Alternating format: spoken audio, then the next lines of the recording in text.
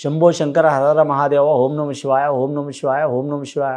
మాతా కనకదుర్గై తుయిద్దయ వనదేవతలు సిమ్మక్క సారక్క తుయిద్దయ ఈశ్వర పరమేశ్వర ఓంకారేశ్వర విఘ్నేశ్వర వినాయక గణనాయక తుయిద్దయ కంచి కామాక్షి మధుర మీనాక్షి తుయిద్దయ కొల్లాపూర్ మహాలక్ష్మి తుయిద్దయ వేదమాత గాయత్రీమాత తుయిద్దయ రాజరాజేశ్వరి దేవత తుయిద్దయ బాసర సరస్వతి దేవత తుయిద్దయ తుల్యాపూర్ భవారి తుయిద్దయ. ద్వాదశ రాశుల్లో 3వ రాశి మిథున రాశి వారి జ్యోతిష్య బలం ఎలా ఉందో గవ్వల శాస్త్రం చూద్దామండి. గవ్వలు 3 సార్లు గవ్వలేసి వాటిని లెక్కబెట్టి వారి శాస్త్ర బలం ఎలా ఉందో చూద్దామండి. మొదటిసారి గవ్వలేస్తున్నాం మిథున రాశి వారి పేరు మీద.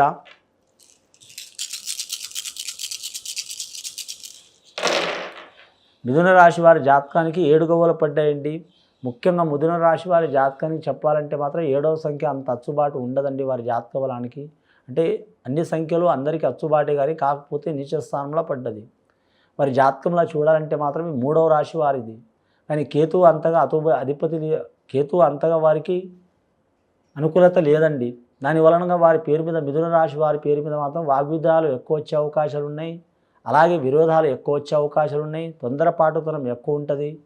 కానీ మాత్రం మిథున రాశి వారి గుణం ఎలా ఉంటుందంటే కోటి రూపాయలన్న వదిలిపెడతారు కానీ మాత్రం ఒక 10 గజాల స్థలం వదిలిపెట్టరు. భూమి తగాదాలు ఎక్కువ వచ్చే అవకాశాలు ఉన్నాయండి అవి. కానీ ముఖ్యంగా వీరి జాతకంలో చూడాలంటే మాత్రం వీరి జ్యోతిష బలంలో చూడాలి మాత్రం 7వ సంఖ్యలో పుట్టినవారు అంటే 7వ తేదీ పుట్టినవారు ఏ నెల అయినా సరే ఏ సంవత్సరమైనా ఏ నెల అయినా సరే అండి 7వ తేదీలో పుట్టినవారు. రెండవది వీరి జాతకంలో చూడాలంటే మాత్రం 16వ సంఖ్యలో పుట్టినవారు అలాగే 25వ సంఖ్యలో పుట్టినవారు చాలా వరకు శుభయోగం అవుతుందండి. మిగతా వారికి కానీ కొన్ని ఇబ్బందులు వచ్చే అవకాశాలు ఉన్నాయి. జాగ్రత్తగా ఉండాలి వీరి జాతక బలానికి. సాక్షాత్తు ఆ ఏడుకొండల స్వామి వెంకటేశ్వర స్వామి గవ్వల పడ్డాయి కాబట్టి వీలైతే మాత్రం ఆ కలియుగ దైవం వెంకటేశ్వర స్వామి దర్శనం చేయాలి. అలా వీలు కానీ ఎడల మాత్రం ఆ వెంకటేశ్వర స్వామి మామూలుగా ఎక్కడైనా మీరు ఉండే గ్రామంలో కావచ్చు, ఊరిలో కావచ్చు, పట్టణంలో కావచ్చు, ఊరు ఉండే ప్రాంతంలో కావచ్చు, ఖచ్చితంగా వెంకటేశ్వర స్వామిని దర్శనం చేయాలండి. గోయిందా గోయిందా అనే నామం జపం కంపల్సరీ మీ నోటి అంటూ ఉండాలండి. చాలా మంచిది, శుభయోగం అది. ముఖ్యంగా వీరి జాతకంలో మాత్రం విద్యార్థులకు మాత్రం కొంచెం గజిబిజి ఉంటుందండి. కానీ మాత్రం మానసిక ఒత్తిడి అధికం ఉంటుంది. అలాగే ఉద్యోగస్తులకు చూడాలంటే మాత్రం పనులు ఒత్తిడి చాలా ఉంటాయి. ఇవాళ చేయాల్సిన పని వారం రోజులు టైం పడుతుంది. వారం రోజులు చేయాల్సిన పని నెల రోజులు టైం పడుతుంది. అలాగే గవర్నమెంట్ కొలువు పొందాలనుకునే వారికి కూడా కొన్ని ఇబ్బందులు వస్తాయి. జాగ్రత్తగా ఉండాలి. వీటన్నింటికి చికాకులు వెళ్ళిపోవాలంటే ఖచ్చితంగా మీరు జాతకంలో చూడాలంటే మాత్రం తిరుపతి వెంకటేశ్వర స్వామి దర్శనం చేయటం, లేకుంటే మీరు ఉండే చోట్ల మాత్రం 7 వారాల వెంకటేశ్వర స్వామికి దర్శనం చేసి రండి. గోయిందా గోయిందా అనే నామం మాత్రం మీ నోటి అంట ఉండాలి. చాలా వరకు శుభయోగం అవుతుందండి. రెండవసారి గవ్వలేసి చూద్దామండి మిథున రాశి వారి పేరు మీద.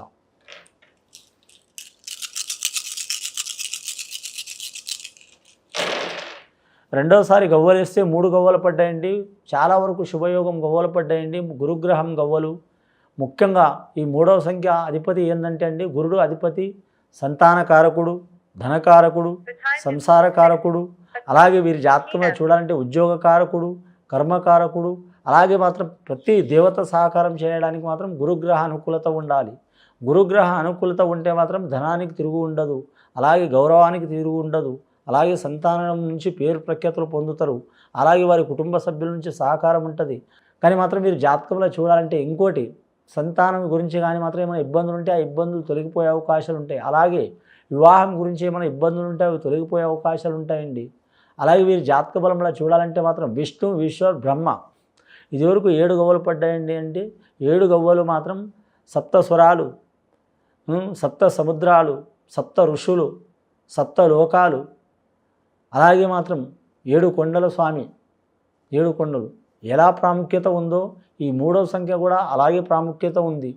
లక్ష్మి, సరస్వతి, పార్వతి, అలాగే విష్ణు, ఈశ్వర్, బ్రహ్మ ఈ ముగ్గురి కలయిక వీరి సహకారం ఉంటుందండి. చాలా వరకు శుభయోగం ఉంటుంది. వీరి దైవం మీద నమ్మకం పెట్టుకోవాలి. అలాగే వీరి ఆత్మ మీద నమ్మకం పెట్టుకోవాలి. మన ఆత్మ మీద మనం నమ్మకం పెట్టుకుంటే, ఆత్మవిశ్వాసం పెట్టుకుంటే భగవంతుడు అనుకోకుండా వీరికి సహకారం చేస్తాడండి. అవిశ్వాసం పెట్టుకుంటే మాత్రం అది జరిగే పని కూడా రివర్స్ అవుతుంది. 3వసారి గవ్వలేద్దామండి. 3వసారి గవ్వలేసి లెక్క పెడదాం. ఇప్పటివరకు అయితే 10 గవ్వలు పడ్డాయండి వీరికి.